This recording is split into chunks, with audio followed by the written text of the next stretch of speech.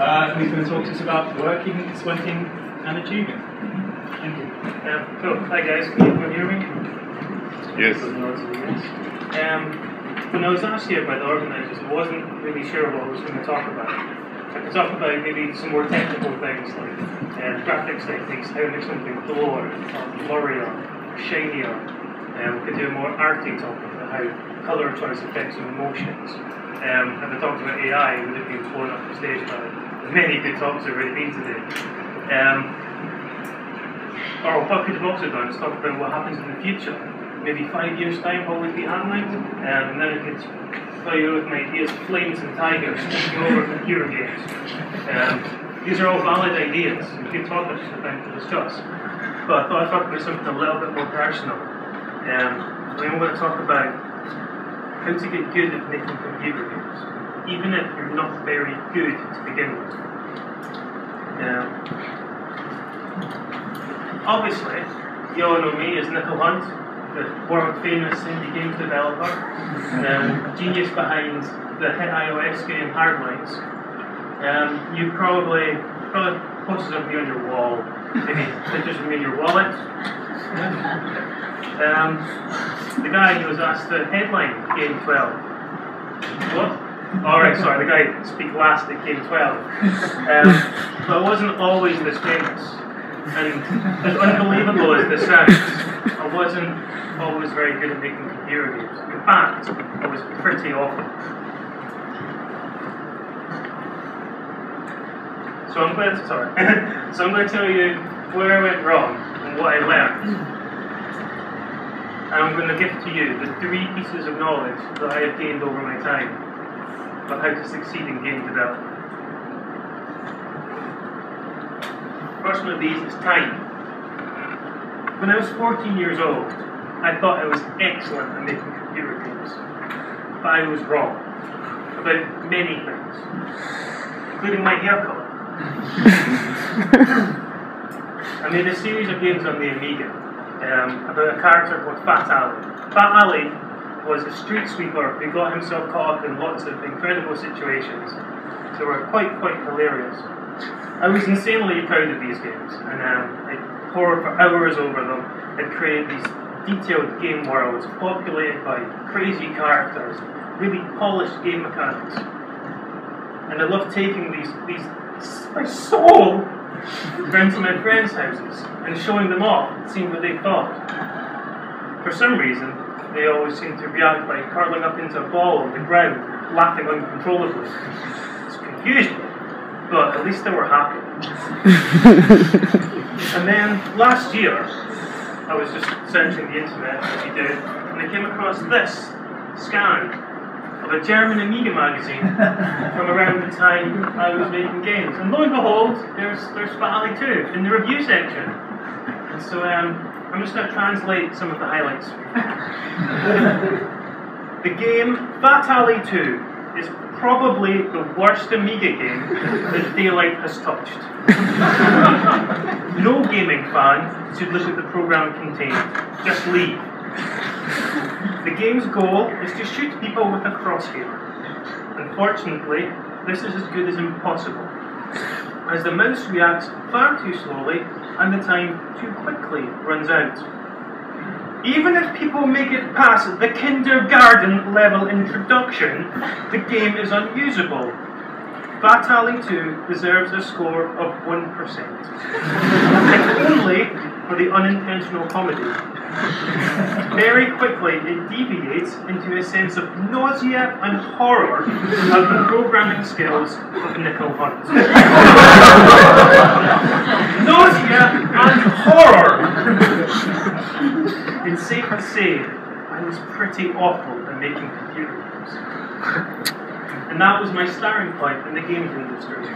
As an oddly haired teenager whose programming skills were derided from as far away as mainland Europe. I was the computer game equivalent of the guys they bring out at the start of X Factor just to laugh at how bad they are.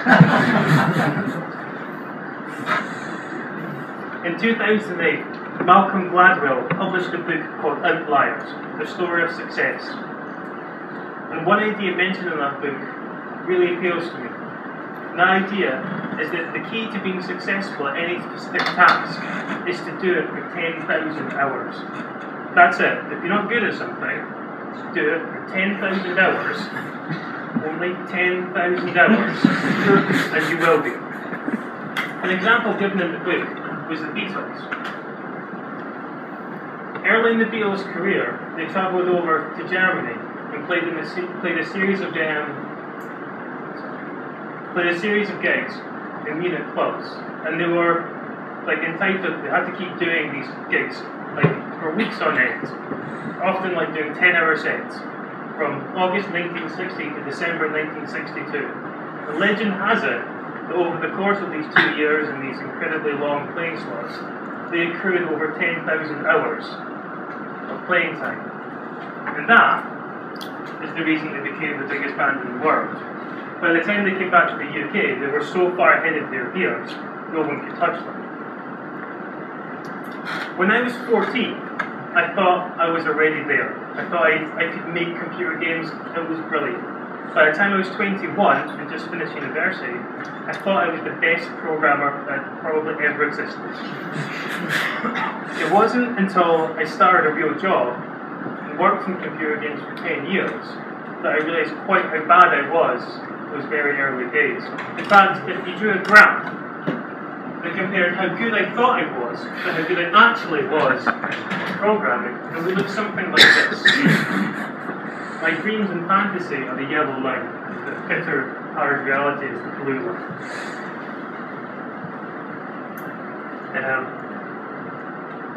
So, during those 10 years of realisation, I worked on 6 different games. 3 games that were released, and 3 games that were cancelled. 2 companies that went bankrupt.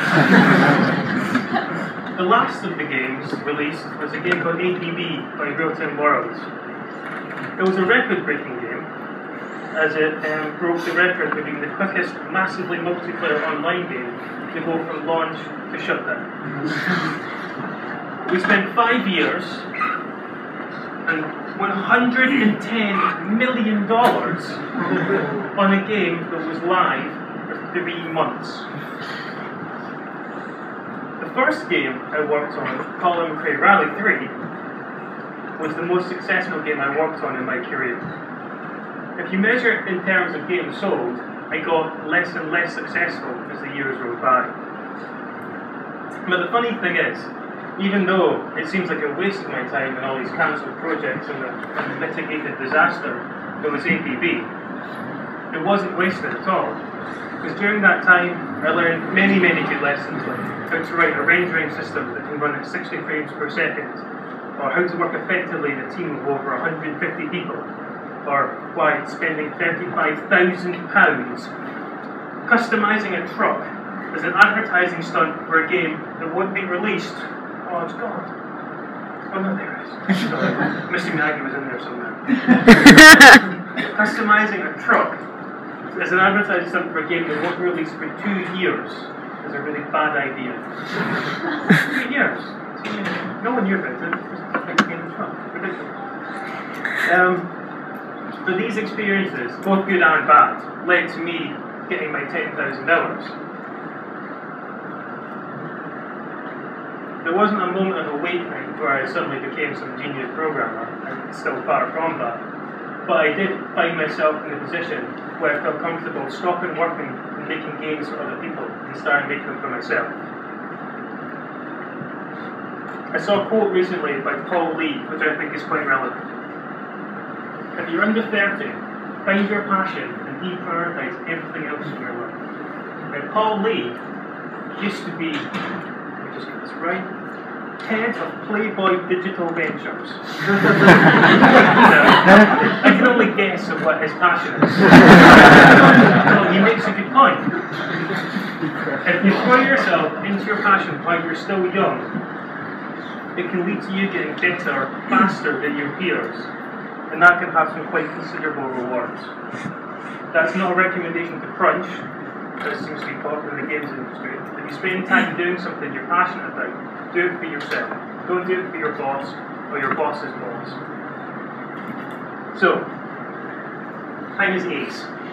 I was wrong that you can be truly great at something without putting in the hard work up front. But I learned that when you practice something and you're truly passionate about it, you can get considerably better, and the time spent is completely worth it. Other people. If there's one thing that I still need to improve to this day, it's my ability to take criticism and listen to people that know better than me. A prime example of this is my poor girlfriend, who, while trying to give notes to me for this talk, encountered the worst of my behaviour. I was quite surly. I think she's still speaking to me, but it was pretty touch and go. If you want to get good though, you need to learn from other people. And this is my advice to you. At all points in your career, make it your intention to work with people significantly better than yourself. Now, when I just graduated from university and I started programming my first job, I was pretty unsure if anyone would go to teach me anymore. I had a great degree as far as I'm concerned from a great university. What could I possibly learn from these people that have been doing it for years? Well, I was slightly wrong about that as well. I joined a team that had made 2 iterations of the column and free rally games. They've been doing this for a few years now. It was a tiny team compared to the massive gargantuan teams we see nowadays, about 40 people across code, art, design, and sound. But it was an incredibly tight-knit team. And I was very lucky to join them, to be honest. It was a complete revelation. In that first job, I learned more than I have in my entire career since then. When you start working with people considerably more experienced than yourself, people who've earned their 10,000 hours badge, and you sit down with them and they explain to you why they use a 4-byte line structure that will save you 20 clock cycles, then you realise that you have absolutely no idea what they're talking about. You also realise that maybe you're not such a hotshot after all. You should probably start paying attention and taking notes. If you aren't lucky enough to work with hugely experienced people, there are other ways to interact with people who are more skilled. Twitter is a good way, I think. You can follow people who have infinitely more experience and doing it for years, and they're happy to share their advice, and you can speak to them directly. Also, things like Blogaday are great. People share their knowledge and anecdotes of what they've done right and what they've done wrong. And of course, there's the new kind of fad of game jams, where you can go along and meet people with all kinds of experience levels and make games together. Working with people better than yourself isn't just an aim that you should do in the very early stages of your career. Even when you get to the other side of the interview table, it's still something that you should always aim for. I love this quote. It's leaked from the Valve employee handbook that kind of appeared on the internet a few weeks ago. If you've not seen it, it's well worth tracking down and reading through. It describes a company unlike any other I've experienced in all of my time in game development. We should hire people more capable than ourselves, not less. I love that quote. The main reason I love it is because it's the exact opposite of what I did when I was first a lead programmer when I was 22 years old. I looked for people that I felt comfortable being superior to. It wasn't the best technique. If you only hire people that are less skilled than yourself, it limits the potential of the team. And when people at the top of the tree leave, then there's no one to fill their place. I put that down to my own experience, but it's maybe more than that. I think people find it easier in nature to hire people with lesser skills than themselves, because then that's who's going to appear below them in the company hierarchy. This is maybe one of the reasons why Valve don't have a hierarchy. It's a completely flat management structure. I think it's brilliant. So, people are ace. At every point in your career, aim to work with people more skilled and more experienced than yourself. Ask them why they do things in certain ways and why they don't do them in other ways. It can be intimidating and challenging, and maybe even a bit embarrassing. But you'll find that the people the most willing to give you advice are the same people who were in your position when they started their career. Tools. One of the jobs given to me my first job at Codemasters was the task of building a tool so the artists could export their models from 3D Studio Max directly into a kind of sandbox version of the game engine so they could see what they look like. I thought this work was beneath me. I was a gameplay programmer. I was important! I wasn't some kind of tools monkey. And so I called the tool Monkey View. And I made it flash a picture of a monkey on screen every 20 minutes for a fraction of a second.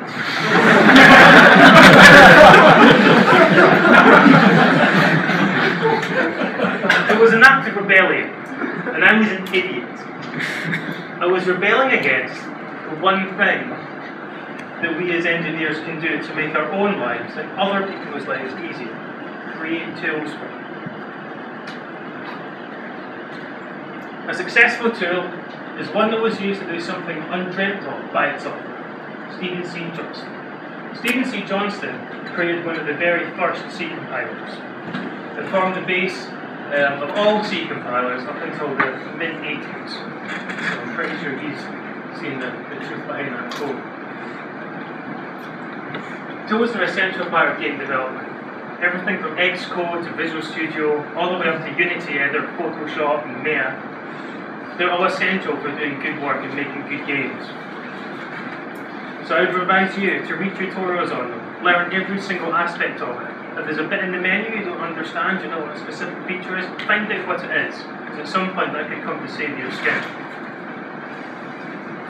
A bad workman always blames his tools. So make your own tools, said my girlfriend as we tried to think of a clever way to link this all together.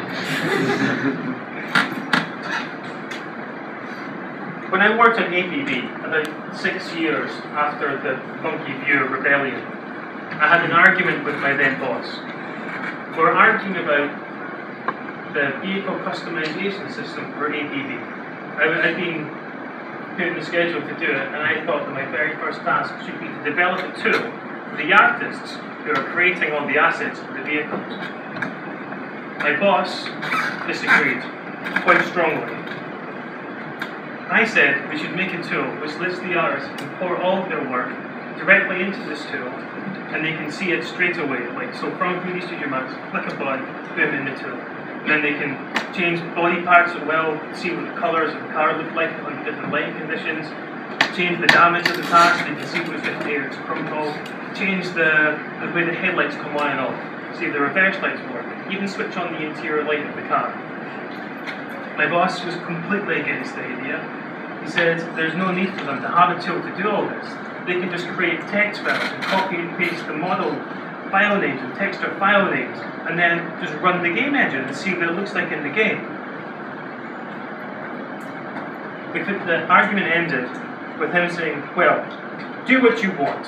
I won't stop you. So I did exactly what I wanted, and I made the vehicle tool. And that vehicle tool ended up being one of the most showcased parts of the game when APB was looking for its ludicrous funding. The game itself was in early alpha, and there was no way we could show it to investors. The vehicle tool allowed us to show off all these features of the game without actually having to have any gameplay around them. We could rotate around the high polygon car models, we could show the body damage of our dynamic damage system, we could add body kits to the cars to show the progression through the game, we could change the car paint type, we could change the colour, we could even switch on the interior light. The company raised $50 million during that round of funding, and at least part of that could be contributed to a tool that we didn't even need. And the artists loved it and demanded they write something similar to the customization system for the character. Tools can save weeks and months of work. When you're doing something and think, wow, this is incredibly repetitive, that's probably the time you should stop and make a tool instead. When I was working on Hardlines, one of the things that took me far too long was laying out all these UI screens. Every single button, icon, everything was laid out by code. And all the different screens transitioned into one another by zooming or swiping or all these mad things. And that was all handled through code. To do one single screen could take me about a week of my spare time. It was a complete waste of my time. For Fist of Awesome, my new game, Like one of the very first things I did was make this UI editor. And it saved me a ridiculous amount of time already. Just last weekend, I had to get the build of the game ready, and I managed to put in 3 different UI screens, complete with transition animation, over that single weekend. And the time saved was incomparable before. So tools rigs. Make sure you use them very well and know them inside and out. And definitely don't be afraid to make your own. You have no idea where it could lead or what it could end up being used for.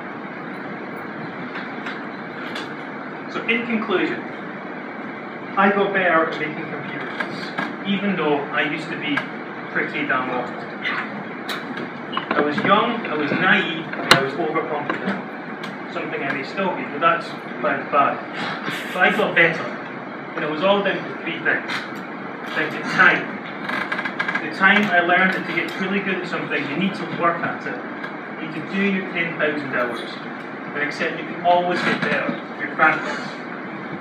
Through the patience of other people, I realised that everyone has something to offer you. And if you work with people better than yourself, you inherit some of that skill as well. So work with people better than you throughout your entire career. Tools. They're accepting the power of tools have made my life, and occasionally other people's lives, a whole lot easier. So learn your tools inside out, build your own when you see a chance to make someone's life easier. So, if someone like me can get better, then I think there's hope for all of you. And of course, there's one last little piece of advice, which I think is the most important for any aspiring game developer. Please, God, get a haircut.